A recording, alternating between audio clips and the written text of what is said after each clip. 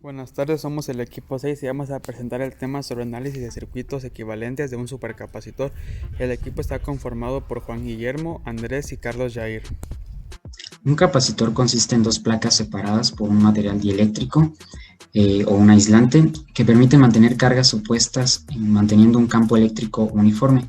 Las placas inicialmente son neutras, en donde al conectarlo con la batería los electrones fluyen hacia el condensador, específicamente hacia la placa que tendrá la carga negativa.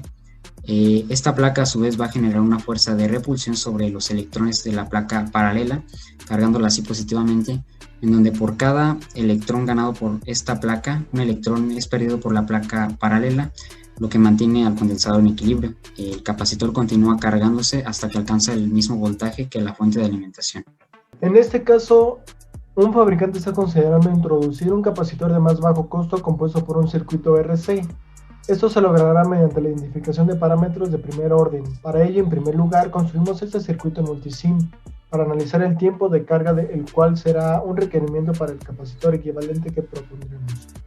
La gráfica del capacitor que nos piden rediseñar ocupa un requerimiento de tiempo en donde el tiempo de carga sea de 1.4594 segundos con la misma fuente de alimentación de 40 volts y su gráfica se encuentra a la derecha. Para el análisis de carga del circuito se utilizó la identificación de parámetros de circuitos de primer orden. Estos circuitos contienen solamente un componente que almacena energía, que puede ser un condensador o un inductor, y que además pueden describirse usando solamente una ecuación diferencial de primer orden. Los dos posibles tipos de circuitos de primer orden son un circuito RC, que consiste de un resistor y un condensador, o un circuito RL, que consiste de un resistor y un inductor. Lo primero que utilizamos para el desarrollo de la fórmula fue la ecuación de la ley de Kirchhoff para el voltaje. Después, dentro de ella, sustituimos utilizando la ley de Ohm y la fórmula de la corriente instantánea. Simplificamos la ecuación y despejamos para que el coeficiente de la derivada valga 1. Para resolver la ecuación diferencial ordinaria utilizamos dos métodos. El primero fue la separación de variables. Primero despejamos para que ambas diferenciales queden en ambas partes de la ecuación. Integramos la ecuación, despejamos por el voltaje de la capacitancia, obtuvimos el valor de B con un valor inicial del voltaje a la capacitancia igual a 0. Simplificamos y factorizamos obteniendo la ecuación de carga de un capacitor. Para el segundo método, que es factor integrante, obtuvimos el factor integrante siendo el exponencial de la integral del coeficiente de la variable que no tiene derivada. Lo multiplicamos en ambos lados de la ecuación, integramos para deshacernos de la derivada y obtuvimos la misma ecuación que con el método anterior. La carga de un capacitor queda expresada de la siguiente manera. Para despejar la capacitancia aplicamos propiedades exponenciales en donde llegamos a la expresión en donde la capacitancia es igual a menos el tiempo de carga sobre la resistencia multiplicada por el logaritmo natural de 1 menos el voltaje del capacitor sobre el voltaje de la fuente.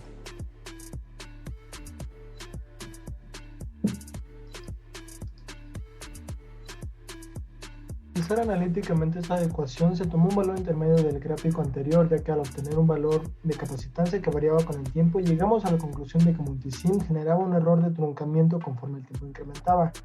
Lo que obtuvimos de capacitancia fue 122.2059 microfarados.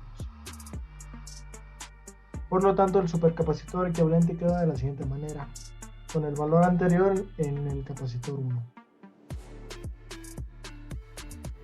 Ahora el tiempo que tarda en cargarse es de 1.4570 segundos con un error de 2.45 milisegundos respecto al tiempo de cargar.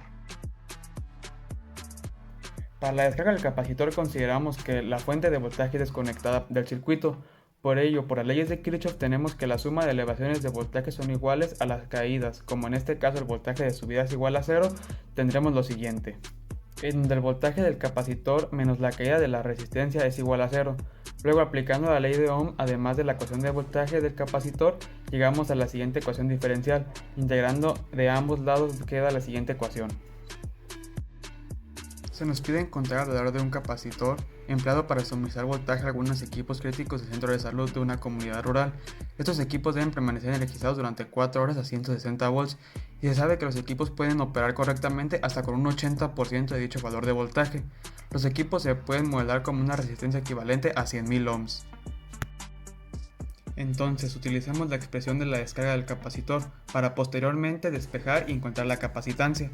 Resolviendo obtenemos que el valor de capacitancia es de 645.32 milifaradios. Bueno, ahora para determinar el tiempo que le lleva al capacitor cargarse al 98% de su valor cuando se usa una resistencia de 2.2 kiloohms, primero partiendo de 0 volts, en este caso lo que se hizo fue despejar el tiempo de la ecuación de carga de un capacitor. Luego, como se dice que se debe llegar al 98% de su carga, es decir, 156.8 volts, obteniendo un tiempo de 5.553.91 segundos, es decir, 1.54 horas.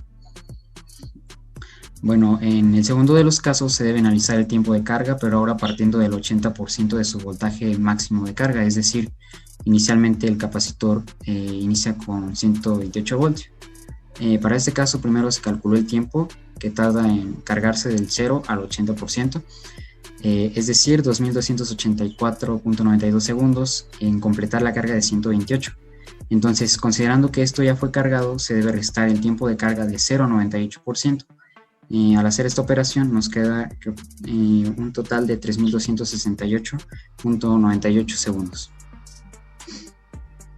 Para comprobar lo anterior recurrimos a Multisim. El diagrama generado para ambos incisos es el mismo, lo único que cambia son las condiciones iniciales para el voltaje que se ingresó en Multisim. En un caso es de 0 y en otro es de 128. Se utilizaron cursores para la identificación del tiempo en este determinado voltaje y como se puede observar, los resultados coinciden con los previos obtenidos manualmente. Luego utilizamos MATLAB para recrear la misma situación y comparar los resultados obtenidos. Generamos un código en donde el usuario puede introducir la resistencia de los dispositivos, el voltaje máximo de carga, voltaje de operación mínimo de los equipos y el tiempo requerido de operación de los equipos, cuya funcionalidad es mostrar las gráficas de tiempo contra voltaje tanto para la carga como para la carga de un capacitor.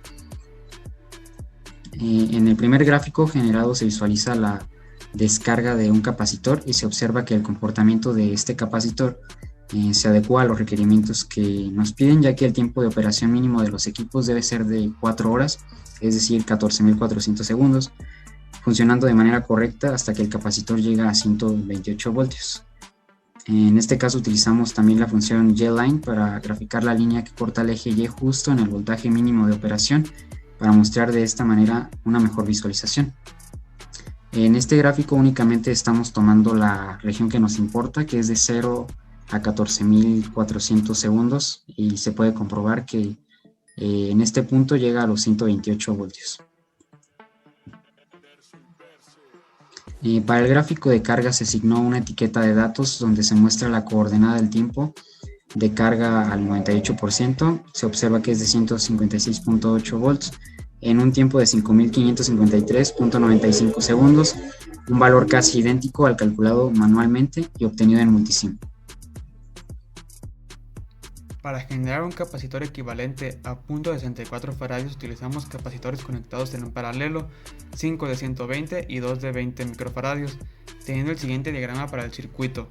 Generamos la gráfica y observamos que llega al 98% de su carga en 5.488.6 segundos. El tiempo tiene una ligera variación por la utilización de menos decimales en el circuito. Para el circuito de descarga se utilizará una fuente de alimentación con un voltaje inicial de 0 voltios y condiciones iniciales para cada uno de los 7 capacitores con un valor de 160 voltios, ya que partiremos de que todos se encuentran cargados. Posteriormente graficamos en Multisim el siguiente circuito. Posteriormente pasamos a hacer la gráfica en Multisim. Para la descarga del capacitor partimos analizando un tiempo específico de t igual a 4.996.8 segundos, en donde obtuvimos valores de voltaje de 148.079 voltios en Multisim y de 148.7 voltios en MATLAB, mientras que para la carga se analizó un tiempo de aproximadamente en donde se 3.000 pudiera tal vez segundos, sustituir en donde el uso de las MATLAB, gráfico baterías de la por izquierda, se obtuvo supercapacitores. un valor de Además pudimos conocer la 140.5 diferencia voltios, entre estos y mientras las que en Multisim baterías, se obtuvo un ya valor que de son acumuladores físicos, 140.79 no voltios. químicos, por lo que su sistema de almacenaje se basa en la separación de cargas.